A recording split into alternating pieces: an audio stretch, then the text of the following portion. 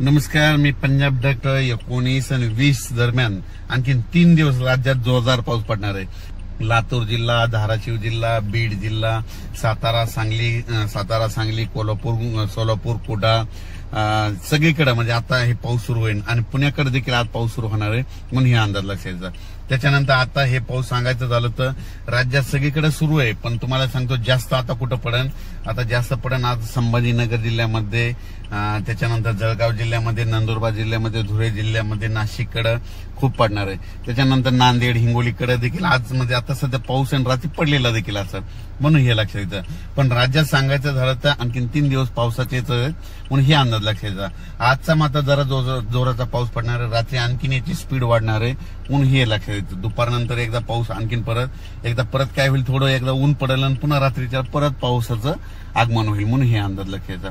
पण राज्याच्या शेतकऱ्याला सांगू इच्छितो की हा पाऊस असा का करायला, म्हणजे इतका अचानक इतका कमी वेळात जास्त कशामुळे पडायला. मी पहिल्यापासूनच म्हणलो होतो की प्रतीचं वाढतं तापमान ग्लोबल वॉर्मिंगमुळे काय झालं, या तापमानामध्ये वाढ व्हायली. तापमान वाढलं की गरमी वाढली की हवेचे कमी दाब तयार होतात, लगेच बाष्प खेचले जाते म्हणून महाराष्ट्रामध्ये पाऊस वाढायला आहे. आणि हे कमी करायचं असं की अति मुसळधार पाऊस कमी करायचा असेल तर झाडं लावा लागतील. झाडं लावा, पृथ्वीचं तापमान करा. पण शेतकऱ्याला सांगू इच्छितो की शेतकऱ्यासाठी आनंदाची बातमी 21 ऑगस्ट पासून 21 ऑगस्ट, 22, 23, 24, 25 तारखेपर्यंत चांगला पाऊस कमी होणार आहे. पावसाचा जोर ओसरणार आहे. सूर्यदर्शन देखील होणार आहे. पोळ्याला देखील सूर्यदर्शन होणार आहे. फक्त काय असं आहे तुम्हाला सांगू इच्छितो, जर 21 तारखेला पाऊस उघडला तर कधी मध्ये काय होतं, ह्या त्या 5-6 दिवसामध्ये स्थानिक वातावरण तयार होऊन काय असतं, पाऊस पडतो म्हणून हे लक्षात घ्यायचं. राज्यामध्ये आणखीन जवळपास मी म्हटलं होतं ना की विदर्भामध्ये जास्त पाऊस पडणार आहे, तर त्याच्यानंतर खडकपूर्णाचं पाणी सोडावं लागेल. तर खडकपूर्णाचं पाणी सोडलं. खडकपूर्णाचं पाणी येलदरीला येणार होतं, तर येलदरी धरणाचे दरवाजे उघडावे लागतील, तर येलदरीचं काल पाणी सुटलं. त्याच्यानंतर येलदरीचं पाणी सिद्धेश्वरमध्ये जाते म्हणून सिद्धेश्वर धरणाचं देखील पाणी सोडलं.